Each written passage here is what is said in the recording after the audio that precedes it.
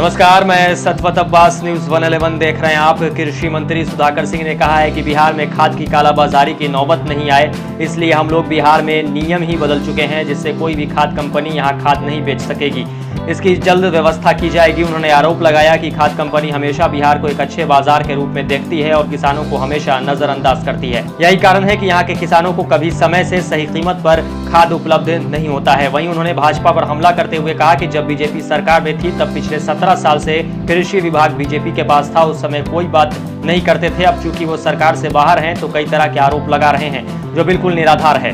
बिहार में खाद की आपूर्ति भी नहीं हो पाती है, ये भी किसान के लिए एक समस्या है। दूसरा, कालाबाजारी भी होती है, इसके लिए खाद कंपनी सबसे ज्यादा दोषी है।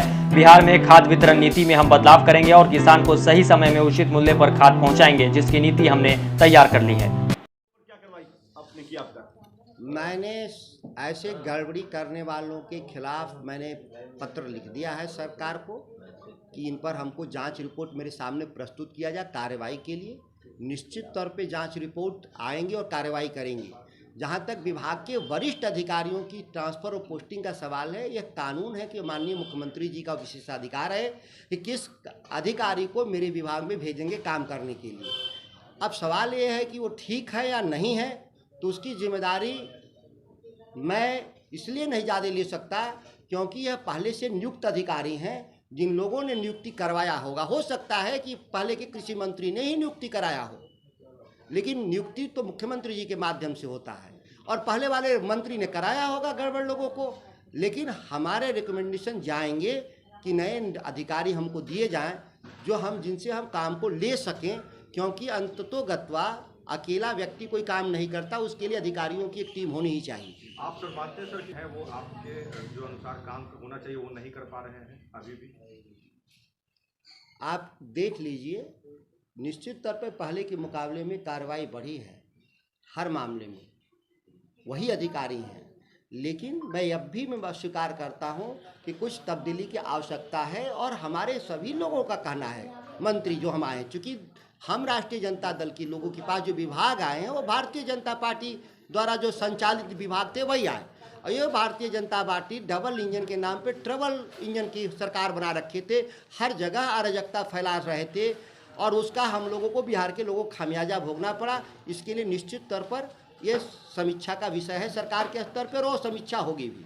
आप कह रहे हैं कि कुछ जो केंद्रीय उर्वरक मंत्री का जो बयान है कि हम तो सप्लाई को धीमा कर दिया बिहार में 1 महीना से, जब गड़बड़ी जब था, सवाल है कि 1 महीना पहले जो गड़बड़ी था उसको स्वीकार कर लिया, तो इसका समाधान उनको करना चाहिए क्योंकि उन्हीं के न मंत्री थे 1 महीना पहले तक।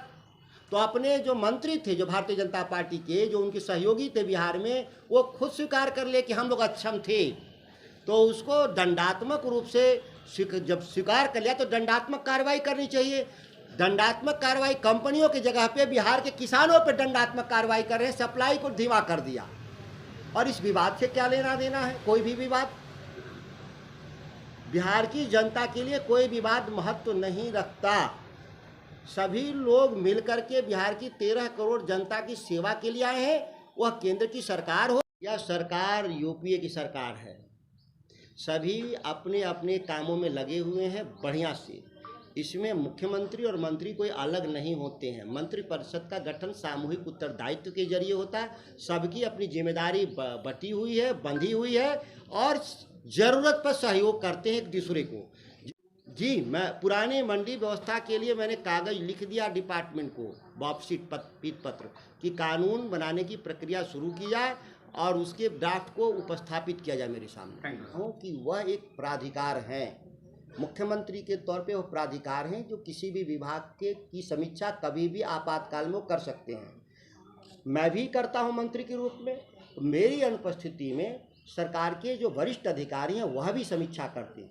यह सामूहिक जिम्मेदारी है बिहार के प्रति, कोई एक व्यक्ति रिस्पॉन्सिबल नहीं होता। जब हम कैबिनेट में होते हैं तो सामूहिक उत्तरदायित्व के जरिए अलग अलग और हम लोग सामूहिक रूप से बैठ के फैसले देते रहते हैं।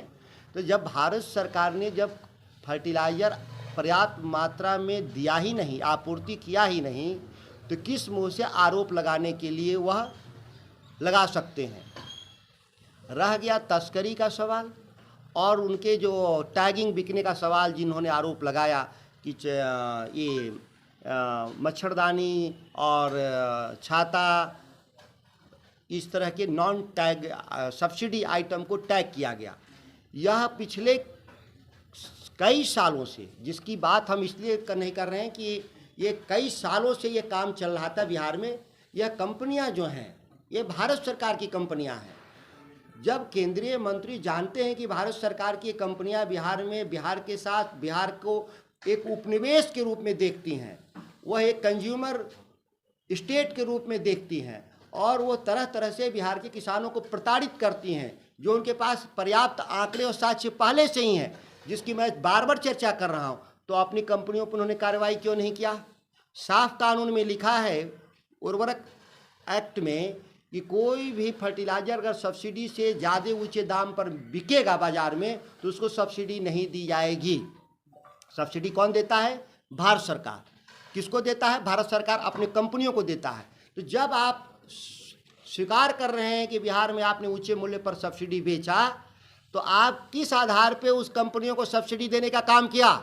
यह 2,25,000 करोड़ गवर्नमेंट ऑफ इंडिया ने जो सब्सिडी दिया, जिसमें बिहार का हिस्सेदारी 40,000 करोड़ सब्सिडी का हिस्सा होता है, जो लूट हुआ उसमें केंद्रीय मंत्री को जवाब देना चाहिए कि उन्होंने क्या कार्रवाई किया। सब्सिडी तो वो देते हैं, हमारा बिहार सरकार तो सब्सिडी नहीं देती, हम केवल बंटवाते हैं।